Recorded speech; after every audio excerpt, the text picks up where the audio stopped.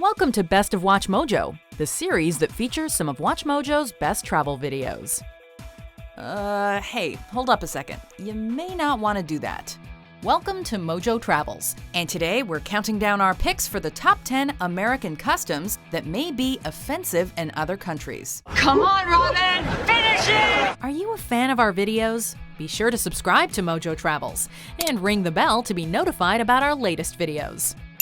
For this list, we'll be looking at actions that are considered completely normal in American culture, but aren't exactly welcomed in others due to different understandings and traditions. This is Natalia.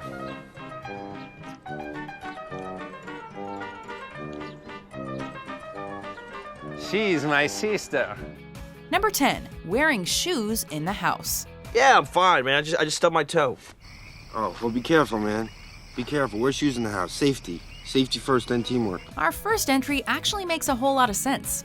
Honestly, Americans may be wise to take note. In many Asian and Caribbean cultures, you are expected to take your shoes off when entering a home for sanitary reasons. Think about it. When you're outside, your shoes come into contact with endless amounts of dirt and germs. A study published in the scientific journal Environmental Science and Technology revealed that 2/3 of household dust comes from soil tracked or blown in from outside. Taking your shoes off at the door prevents health hazards, and when you have children playing on the carpets, you want to prevent some unwanted illness. So Americans, take them off, would ya? In my house shoes. In my house shoes. In my house shoes. Number 9. Altering your meal with condiments. Kinda good. Need a little hot sauce, but it's kinda good though. In the States, it's not uncommon to drown our favorite foods in ketchup, mustard, mayo, vinegar, relish, whatever the heart desires. It's almost expected. That is not the case, however, in many places abroad. In countries like France, Italy, Spain, and Japan, treating food with condiments can be considered a major insult. In these countries, it's understood that a meal is carefully prepared and designed to achieve a specific taste. Altering the meal is an insult to the chef, and essentially saying the meal is not good enough to be eaten on its own, and needs extra flavor just to be bearable. Probably not what Americans intend, but that's the message received.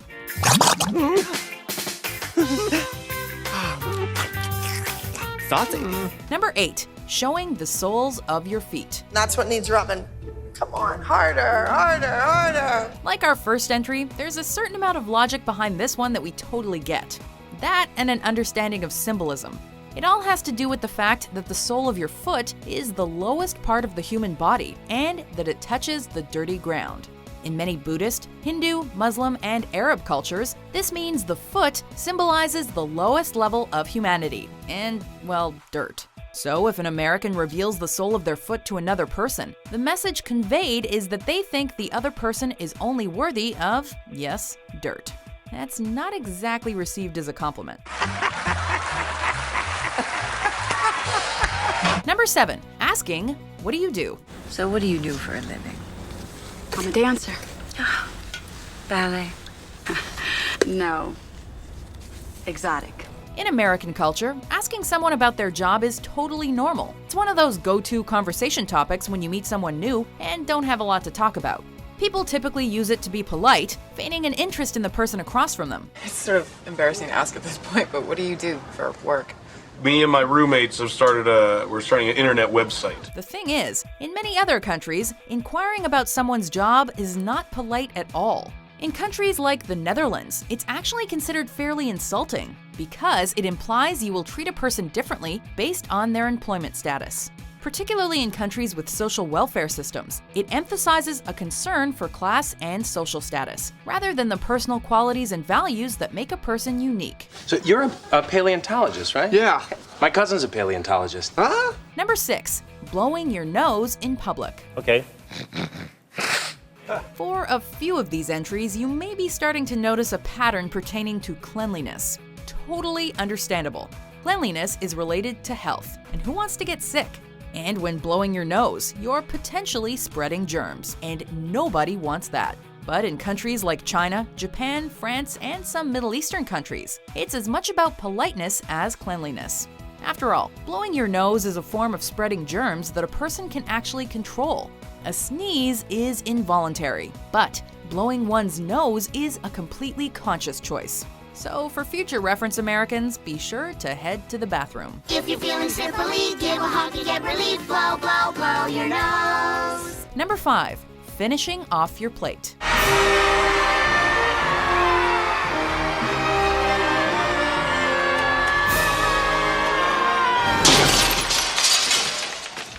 In America, polishing off your plate is a compliment. It means you thoroughly enjoyed your meal, and not doing so may send the message that you disliked your food. She's gonna puke. But Robin did not puke. She ate that bite and stood up proud. However, in countries like China, the Philippines, Thailand, and Russia, the exact opposite is true. Finishing your plate means that the host did not prepare enough food for you. While Americans probably hope to compliment their host by eating everything on their plate, they are actually implying the host did not provide enough in the first place. If you really want to make your host happy, leave a bite or two behind. Also, in an Arab country, don't refuse food you're offered. That's considered disrespectful. Tina, eat. Eat the food. Eat the food! Number 4. Laughing with your mouth open. Could you pay me in advance?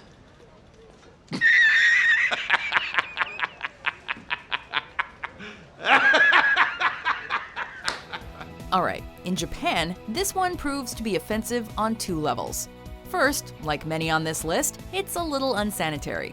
Laughing with your mouth open can spew germs into the air to infect all in the area. So yes, those in your vicinity may not be too thrilled. But there's actually another reason why this custom is considered insulting. In Japan, the visual and auditory experience of open-mouthed laughter is compared to horses squealing. Women in Japan will usually cover their mouths when laughing in public places. It's only polite to separate yourself from the animals. Number 3. Using your left hand for anything. Like 1 out of every 9 Americans, I'm left-handed. And let me tell you, it ain't all peaches and cream. Your writing gets smeared. Lord help you if you want to drive a standard transmission. Okay, in America, it doesn't really matter whether you use your right hand or left to do anything. It's not even a thought that crosses anyone's mind. But in many Middle Eastern and African countries, the left hand carries special significance.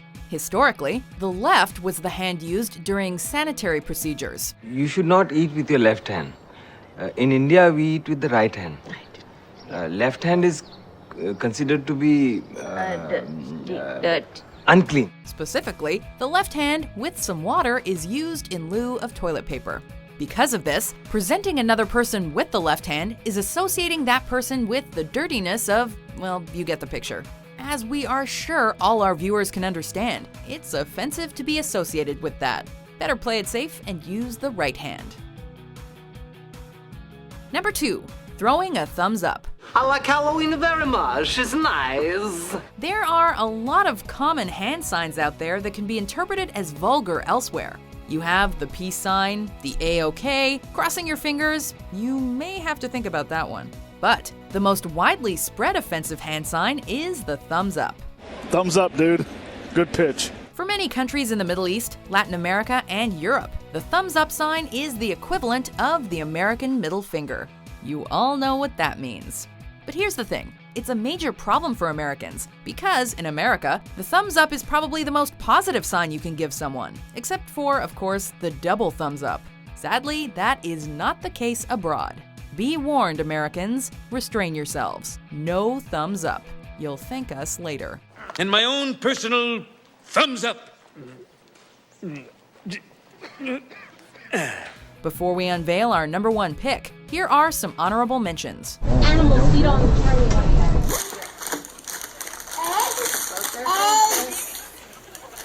Eggs. Open it. A hot dog.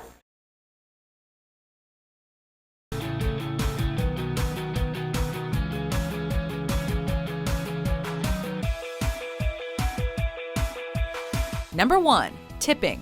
I don't tip. You don't tip? No, I don't believe in it. Of all the entries on this list, our number 1 pick is probably the most well-known. With that said, Americans continue to make this mistake, and it continues to be offensive. tipping is such a difficult custom to navigate because not tipping holds such a stigma in the United States. Let's get one thing straight. If you live in America, you have to tip. In America, tipping is expected in restaurants, as waiters depend on them, and customers are chastised if they tip poorly. However, in countries like Japan and South Korea, tipping is actually frowned upon because it's considered charity.